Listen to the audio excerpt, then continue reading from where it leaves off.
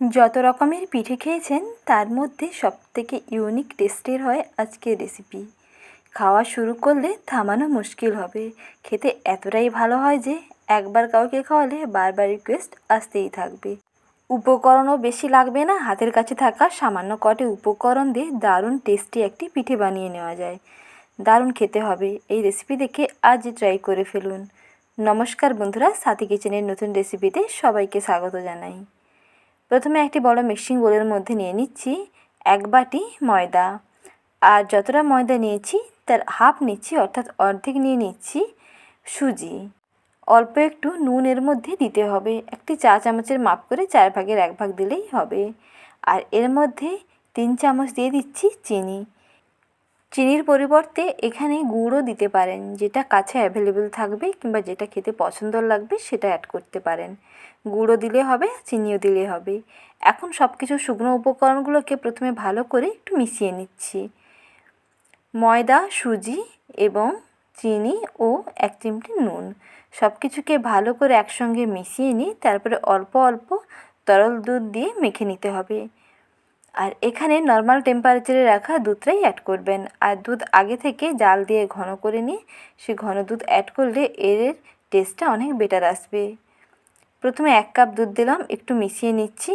এখানে আরও 1 কাপ দুধ লাগবে, অতএব আরও 1 কাপ দুধ এখানে মিশিয়ে নিচ্ছি। দেখুন এখনও কিছুটা শুকনো আছে, সেহেতু আরও 1 কাপ দুধ এর মধ্যে দিয়ে দিচ্ছি। এই রকম অল্প অল্প করে দিয়ে মাখবেন, তাহলে বুঝতে পারবেন যে কতটা দিতে হবে। একসঙ্গে বেশি পরিমাণে দিয়ে দিলে কিন্তু আবার ব্যাটার বেশি নরম হয়ে যাবে, আবার এর থেকে কম থাকলেও ব্যাটার শক্ত হয়ে যাবে, তাতে পিঠেগুলো বেশি শক্ত হয়ে যাবে। তাই অল্প অল্প করে দিয়ে মাখবেন। যখন দেখবেন যে মাখানোটা একেবারে স্মুথ হয়েছে, তাহলেই বুঝতে পারবেন যে ব্যাটার একেবারে ঠিকঠাক হয়েছে। দেখুন সব কিছুকে ভালো করে মিশিয়ে নিয়েছি, মেশানো মোটামুটি হয়ে গেছে। এখন একটা ঢাকনা দিয়ে প্রায় 5 থেকে 7 মিনিটের জন্য একটু ঢাকা দিয়ে ঢেকে রেখে দেব, যাতে এই সুজিগুলো ফুলে নরম হয়ে যায় এবং এই দুধটা দেখবেন আগে থেকে টেনে একটু ব্যাটারটা ঘন হয়ে যাবে। তারপরে এর মধ্যে আবারও একটু দুধ কিংবা জল অ্যাড করে আবারও ব্যাটারটাকে একটু পাতলা করে নিতে হবে। ততক্ষণ পর্যন্ত একটু ঢাকা দিয়ে ঢেকে দিতে হবে। ঢাকনাটা দিয়ে প্রায় 5 মিনিট অপেক্ষা করার পর দেখুন সুজিটা বেশ সুন্দর ফুলে নরম হয়ে গেছে।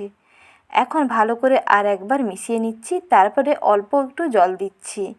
প্রথমে 2 কাপ দুধ দিয়েছিলাম, তারপরে সামান্য অল্প একটু জল দিয়ে মিশিয়ে ব্যাটারটাকে একটু নরম করে নিচ্ছি।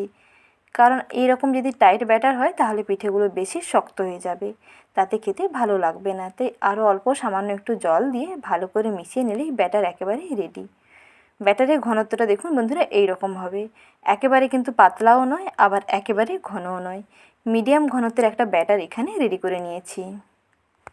ব্যাটার একেবারে মাখানো হয়ে গেলে সবশেষে এর মধ্যে 1/2 চামচ মৌরি দিয়ে দিতে হবে।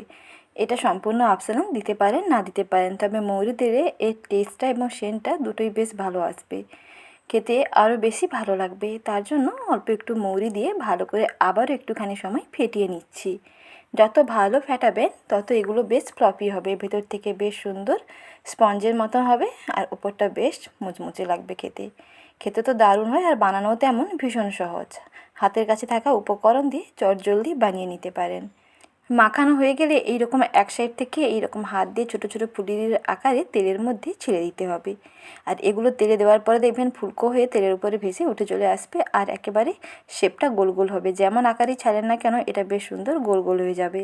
তেলে দেওয়ার পরেই দেখবেন এগুলো তেলের উপরে ভেসে উঠে আসবে। আর মিডিয়াম টু হাই হিটে তেলটাকে প্রথমে ভালো করে গরম করতে হবে।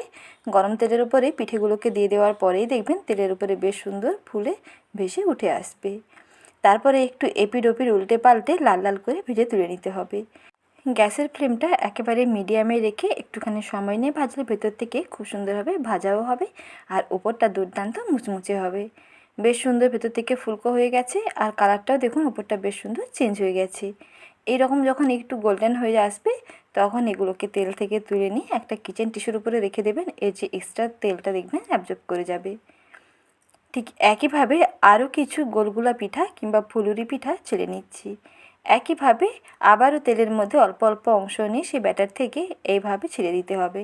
তেলের উপরে দেখবেন বেশ সুন্দর ফুলকো হয়ে ভেসে উঠে আসবে।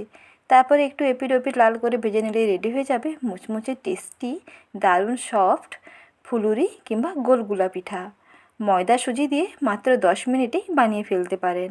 হাতে সময় কম থাকলে এবং যদি কিছু নতুন ধরনের পিঠে খেতে ইচ্ছে করে তাহলে অবশ্যই এই সহজ পিঠের রেসিপিটি ট্রাই করে দেখতে পারেন। আশা করি বাড়ির সবার ভীষণ পছন্দ হবে।